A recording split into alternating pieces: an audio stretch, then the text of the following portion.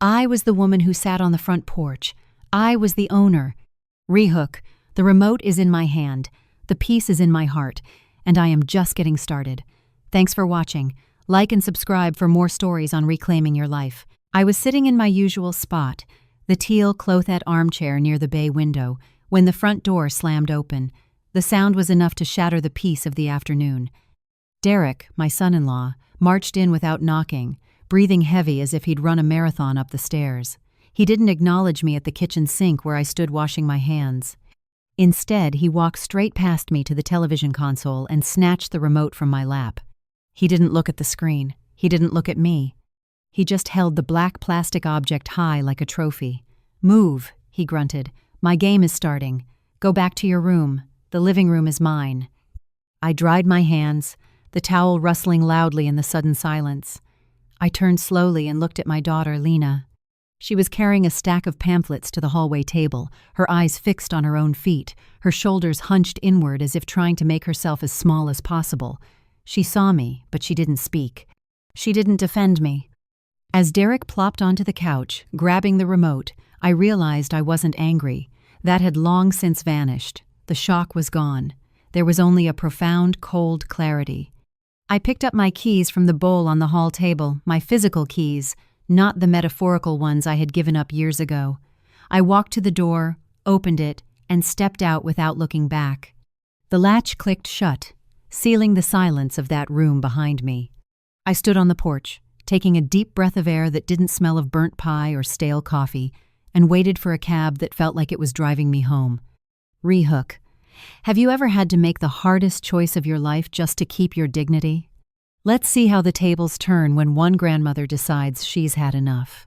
The taxi ride gave me time to gather my thoughts, which had been swimming in chaos for far too long. I wasn't going to cry, and I wasn't going to scream. I was going to use the one language they understood. I contacted Andrew Sterling, a property lawyer I had known for decades. He handled the dusty deeds and the gritty easements. I handled the retirees and the troublemakers. We worked on the same floor of the county courthouse for 10 years before I retired.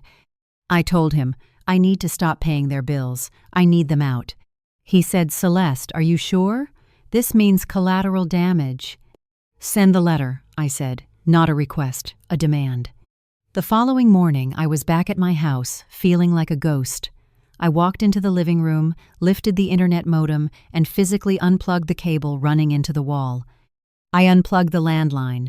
I looked at Derek, who was sprawled on the couch with a bag of chips, and I unplugged the surge protector behind the television. The screen flickered and died. "Hey, the TV isn't working!" Derek yelled, annoyed rather than scared. I nodded coolly.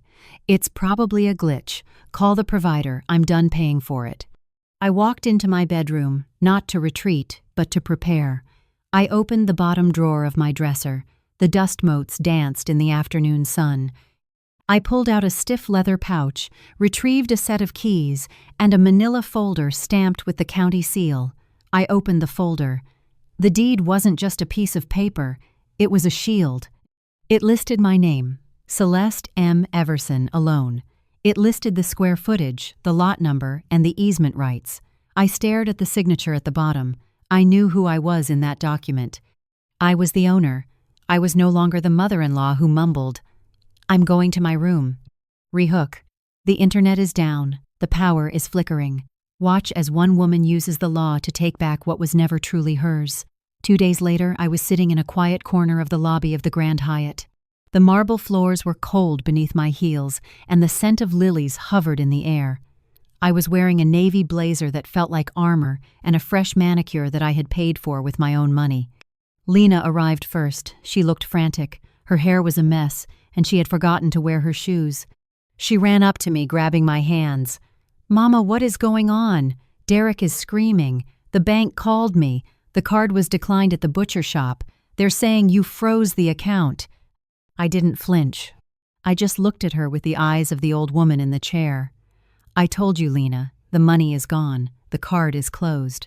You need to find a way to explain that to your husband." She began to sob, ugly, wet sobs that echoed off the marble walls.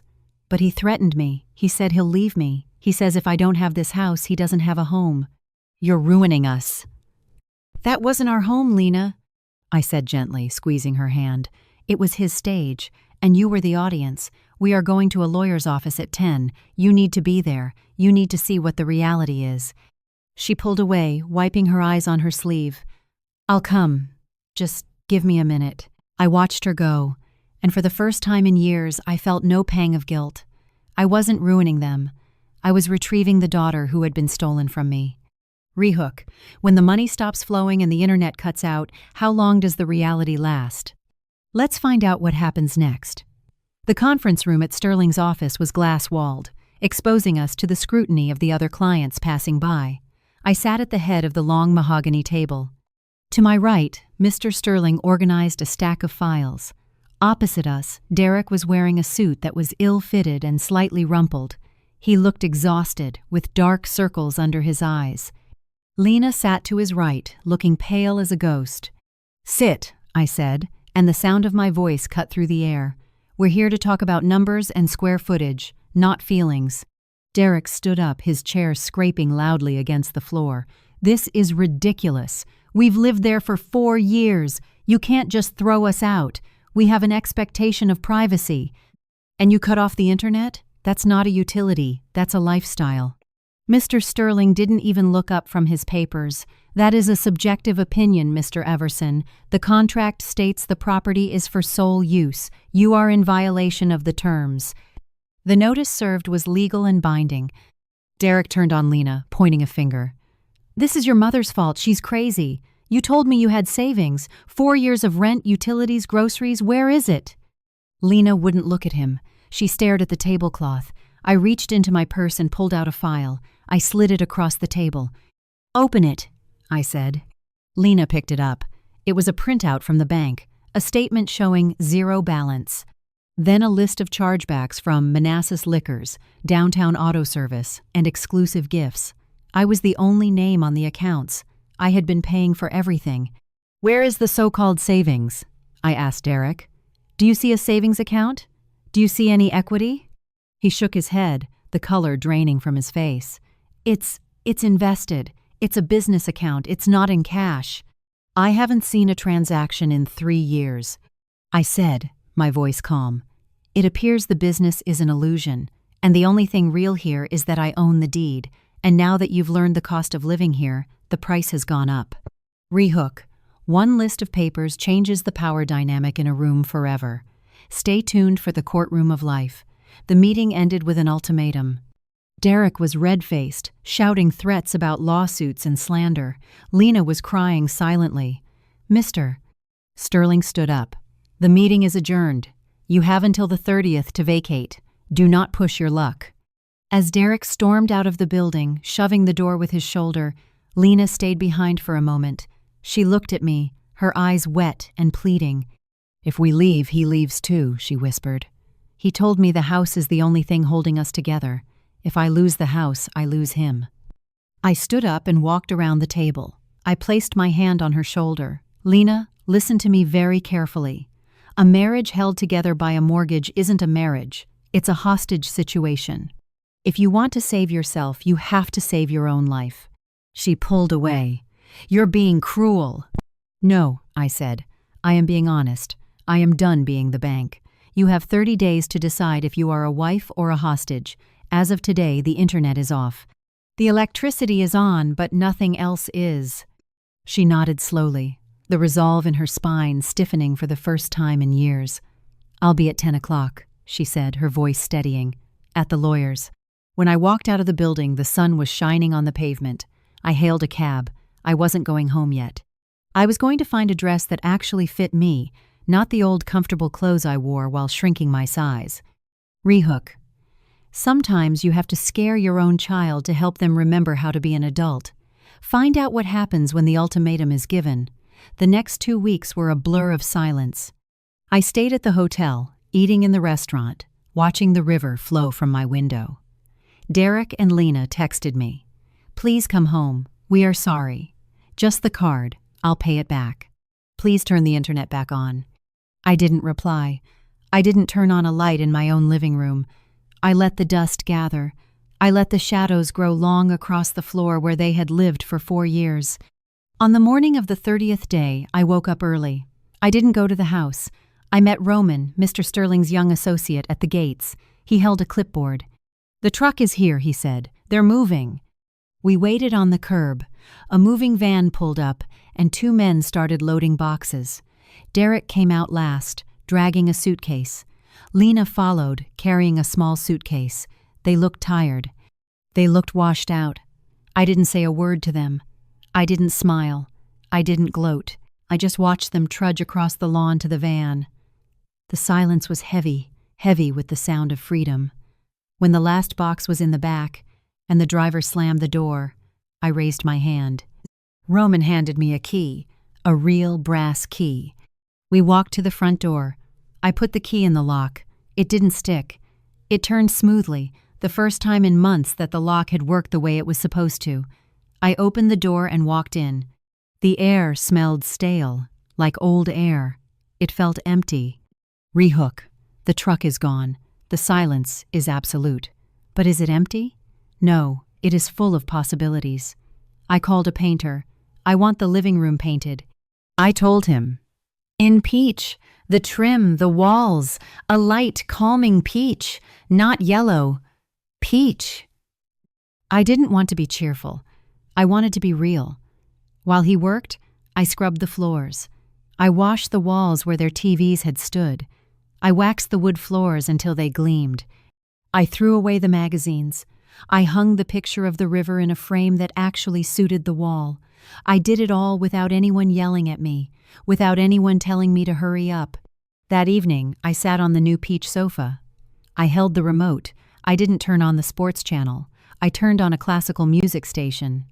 I turned the volume up just a little, not loud, just clear. The sound filled the room. It wasn't being consumed by a game. It was being enjoyed. My phone rang. It was Lena. She had found a studio apartment. She had filed for divorce. She was working full-time at a bakery. She was tired, but she was smiling. She said she came by my house earlier that day. She said the peach walls were lovely. She said she saw the light coming through the windows and she realized I had come home. She said she missed saying no. She said she wanted to come over for tea as a guest next week.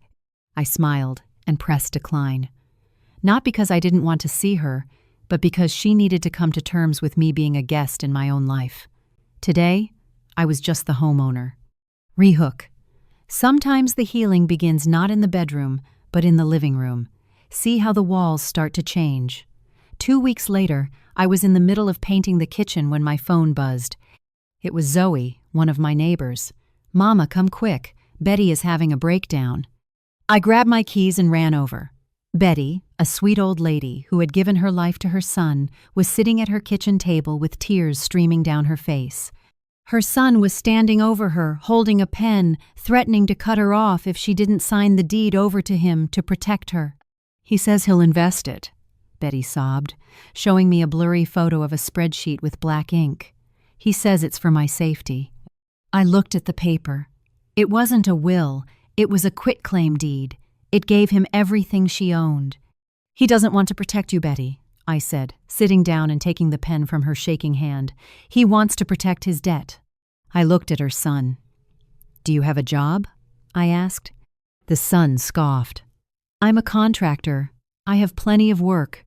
"You can't even pay your own taxes, son," I said flatly. "You are not an investor. You are a predator." I spent the next 2 hours with Betty. I wrote a script for her. I taught her how to say, "I am not ready to give this to you." I told her that until she sees it in writing, she doesn't have to sign anything. I told her to keep her passwords hidden. I told her that if he gets angry, she leaves the room. "You have to be scary, Betty," I said. "You have to be scary for yourself." The next day, I went back for coffee. Betty looked rested. She said she told her son, "I'm going to take a walk." She walked out the door. She hasn't signed the paper yet. But she isn't crying. Rehook. We can't save everyone, but sometimes we can hand someone the courage to save themselves. I walked home that evening, the sky a deep, velvety purple. I opened my front door, which was unlocked. My house was clean. It was orderly. It was mine. I went to the kitchen and turned on the kettle. I stood by the window and looked out at the street. I saw my neighbors going about their lives. I saw a taxi pick up a passenger. I realized that the hardest part wasn't the eviction. The hardest part was learning how to be a grandma without being a doormat. I realized that you can love your children, but you have to lock your doors. You can be kind, but you have to be firm. You can be helpful, but you have to be wise. I walked into the living room and picked up the remote. I looked at the channel guide. I didn't care about sports. I didn't care about the news.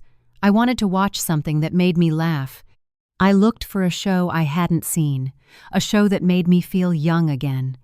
I turned on the TV and lay back on the peach sofa. I pulled the throw blanket up to my chin. I exhaled, a sound that felt like water flowing over stones. I was no longer the woman who walked to the back room.